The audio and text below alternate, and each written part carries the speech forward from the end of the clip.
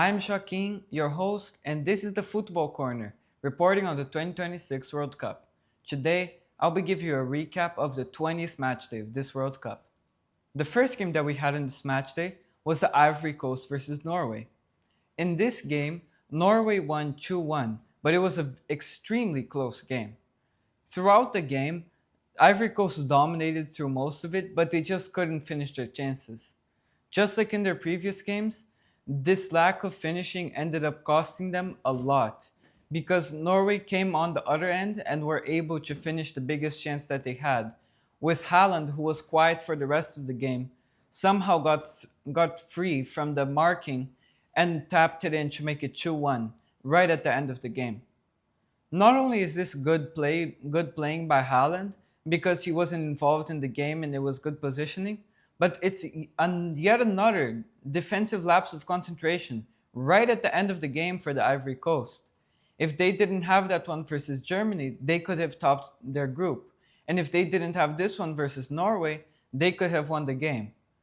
Well, there sure is a lot of should have and could have with this Ivory Coast team, and that's mainly because of the strikers. Boni and Wahi just have not been good enough up top. Their finishing has been quite abysmal to say the least. Not only that, but their hold-up play also hasn't been good. They've just been a non-factor in this team. Although the Ivory Coast did do a good job getting into 1v1 situations on the wings, their strikers, Boni and Wahi, could never finish it off.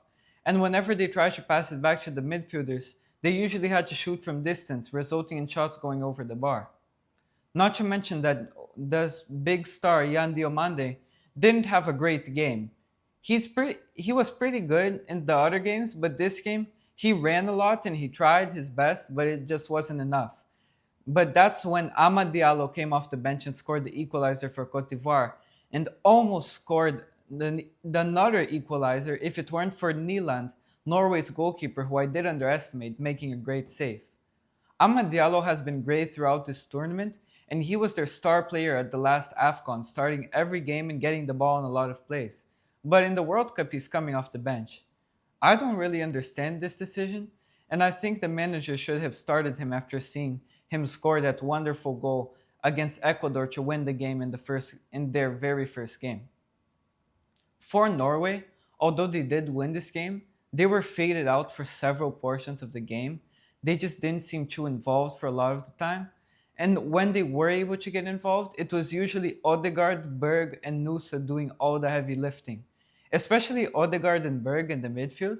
They really were the only people that managed to calm down the rest of the team and control the game a little bit, because other than that, it was completely the Ivory Coast controlling the tempo.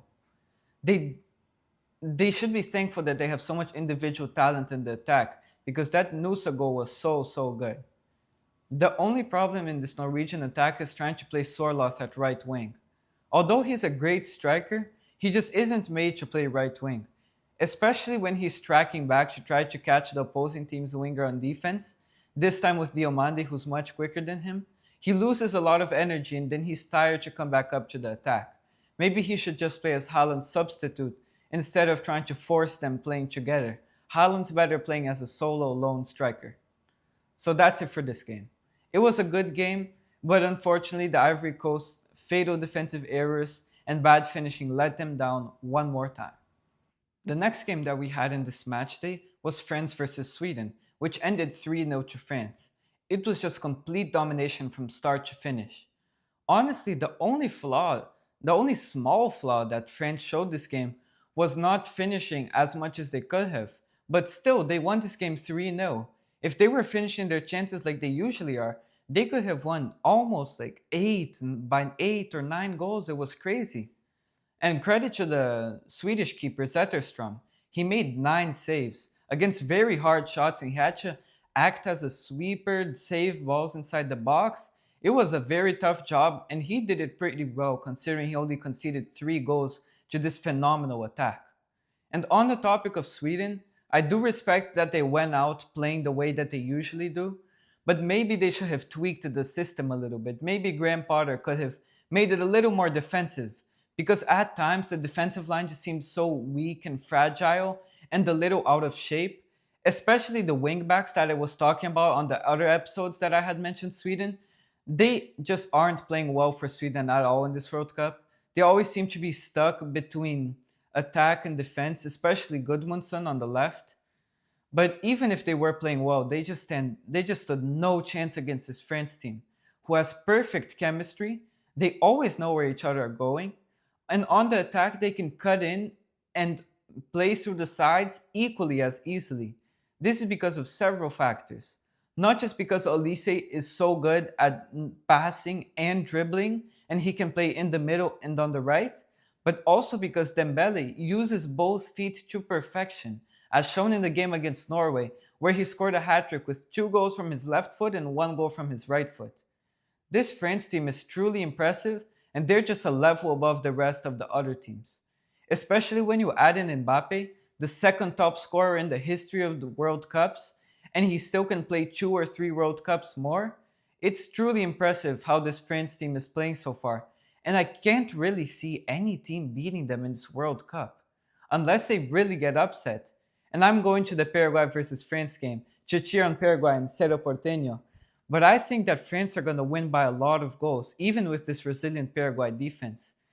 And even France's defense, who I was talking about in the earlier episodes, that I was saying, oh, they made some silly individual mistakes sometimes. They did this and that. In this game, they were perfect. Not only do they in most games not have to do much because the attack is already putting so much pressure on the opposing team, and so much of the time the ball is in the opponent's half. In this game, whenever Sweden tried to muster up a half chance, which they actually did pretty well, credit to Sweden for some pretty good counterattacks, even though they were losing by a lot. Gyökeres played pretty well, and Isak tried to get involved a little more. But this France defense looked unstoppable as well. They always got a body in front to block it, and even if they couldn't block it, Maignan, one of the best goalkeepers in the world, was there. In the end, we are witnessing possibly the greatest French team in history, and for me, it will be a big, big, big surprise if they don't win the World Cup. However, I'm still hoping that Brazil wins it. The last game that we had in this match day was Mexico versus Ecuador, which ended 2-0 to Mexico. If I have one thing to say about this game, it's the Azteca. Man, that stadium is cool. Not only the design and the history, but the fans are so passionate. Some Mexican journalists even reported that there were some almost artificial earthquakes when Mexico scored their 2 goals because there were seismic vibrations from all the Mexican fans supporting them around the country. And in the stadium, as soon as Ecuador even touched the ball for a little bit, they were booing the whole time, and not to mention the altitude that some teams might not be used to. Although us South Americans are used to playing in places like Bolivia, Peru, Colombia, even Ecuador and Quito, which has higher altitude, these European teams, especially England, who will play against Mexico at the Azteca in the round of 16, will struggle with this altitude just like the Czech team did. And the altitude isn't even the biggest factor, like I had mentioned before. It's the fans. They are completely crazy, and they are the best fans at this World Cup out of any team. Colombia fans are great, Brazil fans are great, France fans are great, but these Mexican fans are on a whole nother level. But it's not just the fans, it's also the manager and the football on display.